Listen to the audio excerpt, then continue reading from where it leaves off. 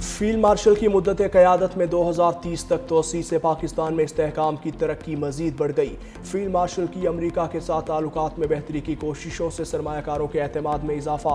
Bloomberg کا field marshal کی کوششوں کے بارے میں بڑا اعتراف۔ رپورٹ کے مطابق فیلڈ مارشل کی کوششوں سے ملک سے بے یقینی کا خاتمہ ہوا، ملک کی معیشت دوبارہ مستحکم ہو رہی ہے۔ رپورٹ میں کہا گیا پاکستان سٹاک مارکیٹ میں چھوٹے سرمایہ کاروں کی تعداد میں بڑا اضافہ ہوا۔ S&P نو منتخب وزیر اعظم آزاد کشمیر فیصل ممتاز راٹھور کی 20 رکنی کابینہ نے حلف اٹھا لیا۔ ایوان صدر آزاد کشمیر میں ہونے والی پروقار تقریب میں قانون ساز اسمبلی کے اسپیکر لطیف اکبر نے حلف لیا۔ 20 رکنی کابینہ میں 18 وزیر 2 مشیر شامل۔ میاں عبدالوحید کو سینئر وزیر بنانے کی تجویز زیر غور۔ ذرائع کے مطابق زیادہ تر وزراء کو سابقہ قلمدان ہی ملنے کا امکان۔ سردار صغیر اور فہد یعقوب کو فیصل ممتاز راٹھور کا مشیر بنایا گیا۔ صوبے بنانے کے قانون میں بھی آئینی ترمیم ہو سکتی ہے۔ ہم نئے صوبے کی بات اس وقت کرتے ہیں جب ہمیں حقوق نہیں دیے جاتے۔ نجی چینل سے گفتگو میں MQM رہنما اور وفاقی وزیر صحت مصطفیٰ کمال کا کہنا تھا اس سال سندھ کو NFC ایوارڈ کے 2400 ارب روپے ملے، جس میں سے کراچی کو 800 ارب روپے ملنے چاہیے تھے مگر 100 ارب بھی نہیں ملے۔ وفاق کہتا ہے سارے پیسے وزیر اعلیٰ کو دے دیے۔ پیپلز پارٹی کہتی تھی زرعی ٹیکس نہیں لگنا چاہیے۔ IMF نے کان پکڑ کر زرعی ٹیکس لگانے کا کہا تو زرداری صاحب نے پھر اعلان کر دیا۔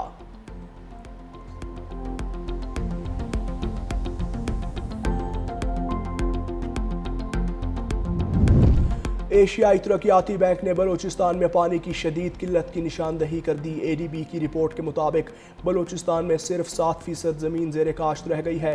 مسئلے کے حل کے لیے صوبے میں پانی اور موسم کا ڈیجیٹل نظام قائم کر دیا۔ آٹومیٹک موسمیاتی اسٹیشنز سے بارش، درجہ حرارت، ہوا کی رفتار کا درست ڈیٹا حاصل ہو رہا ہے۔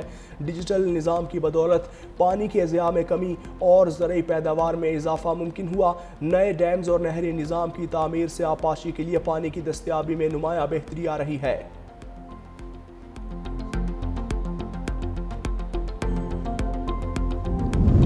لاہور کی فضا میں بڑی بہتری۔ نومبر میں ایئر کوالٹی گزشتہ سال کے مقابلے میں 30% بہتر رہا۔ تجزیاتی رپورٹ کے مطابق رواں سال نومبر میں ایک بھی دن صحت کے لیے خطرناک سطح پر ریکارڈ نہیں ہوا۔ گزشتہ برس نومبر کے مقابلے رواں ماہ 18 میں سے 16 دن فضائی معیار بہتر درجے میں رہا۔ گزشتہ سال نومبر میں 11 دن انتہائی خطرناک آلودگی ریکارڈ کی گئی۔ لاہور کا ایئر کوالٹی انڈیکس 565 سے کم ہو کر 259 پر آ گیا۔ سینئر صوبائی وزیر مریم اورنگزیب کہتی ہیں پنجاب حکومت کی کوششیں رنگ لا رہی ہیں۔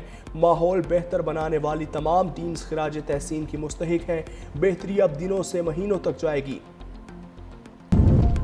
کالعدم جماعت کے عہدیداروں کے 23 ارب 40 کروڑ کے اثاثے منجمد، 92 بینک اکاؤنٹس اور تمام ڈیجیٹل اکاؤنٹس بھی بند۔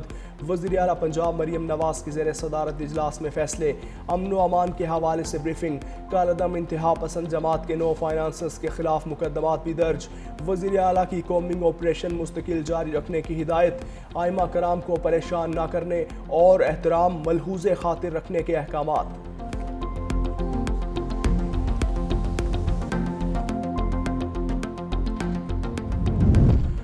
کالعدم تنظیم TLP کے شرپسند عناصر کے خلاف کارروائی میں بڑی پیش رفت۔ محکمہ داخلہ پنجاب نے 12 سنگین مقدمات کی تفتیش کے لیے 12 JITs تشکیل دے دیں۔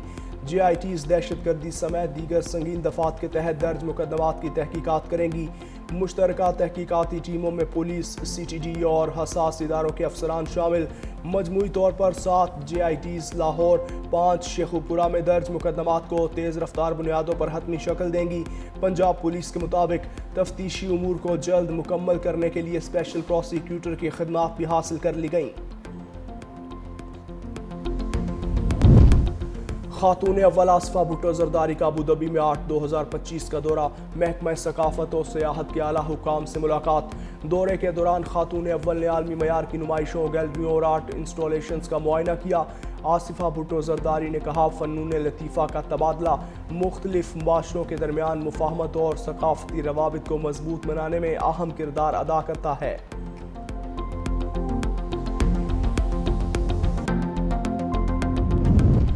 وفاقی آئینی عدالت میں یوٹیلٹی کارپوریشن ملازمین برطرفی کیس کی سماعت۔ عدالت نے یوٹیلٹی سٹورز کے برطرف سیل مین مزمل رفیق کو تیاری کے لیے وقت دے دیا۔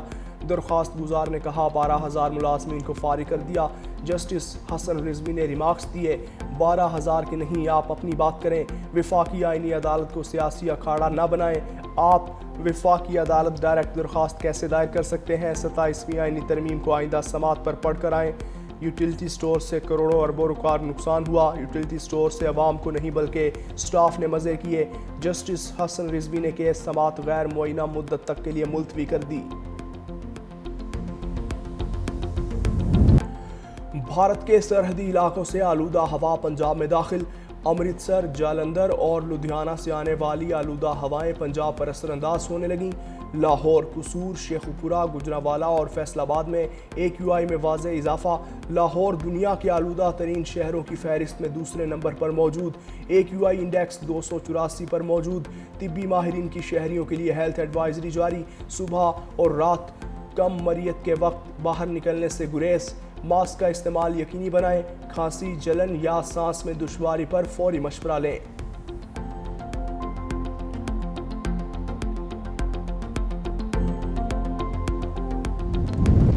اسرائیل کا لبنان میں حملہ، 13 افراد شہید، متعدد زخمی۔ حملہ فلسطینیوں کے پناہ گزین کیمپ پر کیا گیا۔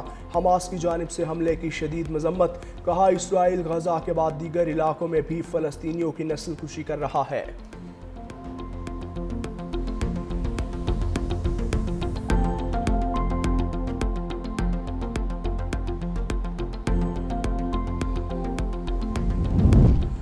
مغربی کنارے میں یہودی آباد کاروں پر چاقو بردار شخص کا حملہ، 1 ہلاک 3 زخمی۔ اسرائیلی فوج کا کہنا ہے 2 حملہ آوروں کو موقع پر ہی گولیاں مار کر ہلاک کر دیا۔ یہ حملہ دہشت گردی کی واردات ہے، تاحال ان حملوں کی ذمہ داری کسی گروپ نے قبول نہیں کی۔